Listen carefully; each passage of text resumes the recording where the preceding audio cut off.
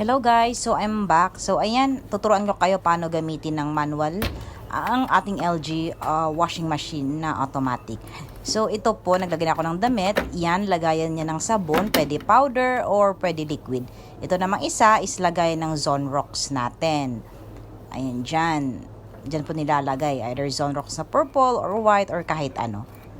Tapos ngayon, yan, isasara natin. Ituturuan ko kayo paano siya i-manual para mabilis ang ikot. Open na natin yung washing machine. And then, ayan, yung program, makikita nyo dyan. Nakalagay normal, wool, duvet. So, nilagay ko siya sa duvet.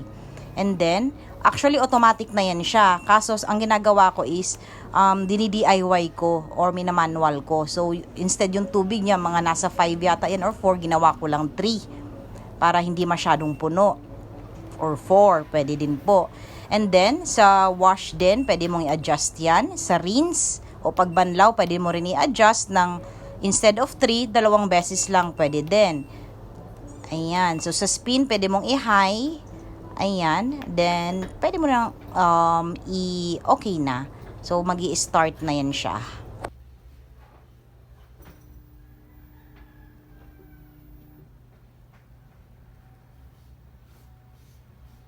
Tapos, ayan, wait na lang natin.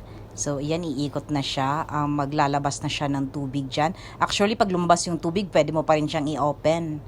Hindi yan mag-i-stop.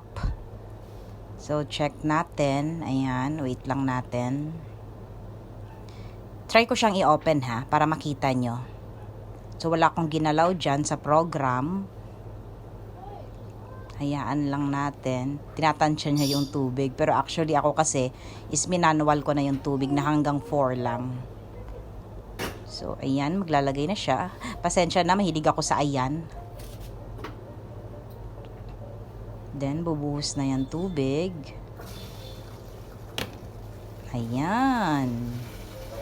So paglabas ng tubig, pwede mo siyang i-open.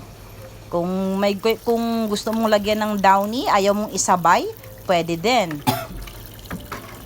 After na magbanlaw siya ng 2 beses, ako ginagawa ko sa downy actually, nilalagay ko siya last na.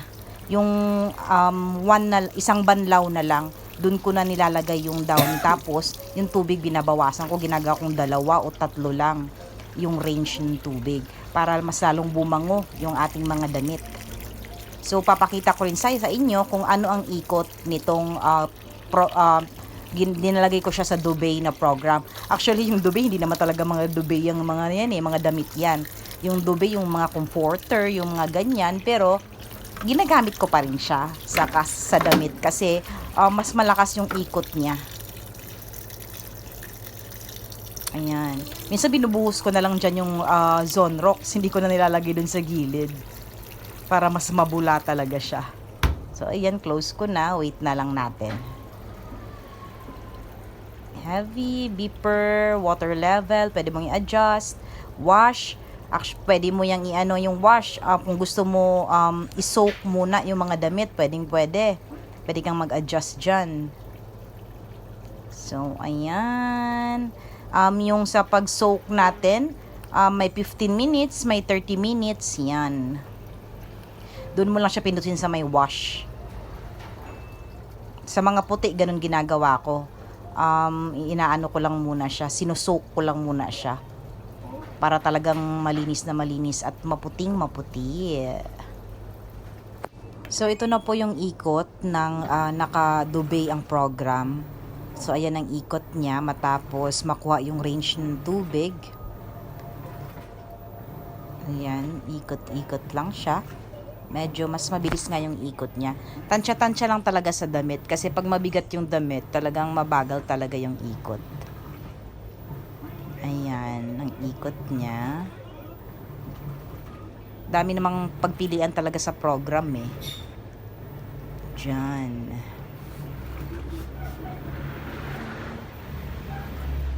Ayan, na-stop ko muna para pakita ko sa inyo kung paano siya gamitin kung gusto nyong mag-soak ng tubig. So, ayan dyan, pindutin nyo lang yan, lagay nyo soak. So, ayan, pindutin nyo lang dyan, may 15 minutes, 30 minutes, 45, 50 minutes dyan. Kung gusto nyo siyang isoak. Yan. And then, balik na natin siya ulit para tuloy-tuloy yung ikot at matapos na yung ating labahan. So, ayan yung ikot. Mabilis naman, 'di ba? Hindi naman kagaya nung unang video ko na mabagal siya. First time ko kasing gumamit noon. So, normal talaga ang ginagamit ko hanggang sa nalaman ko na pwede siyang i-DIY or i-manually operated. So, thank you so much for watching. Subscribe po kayo. At kung may mga tanong, pipilitin ko pong sagutin. Bye!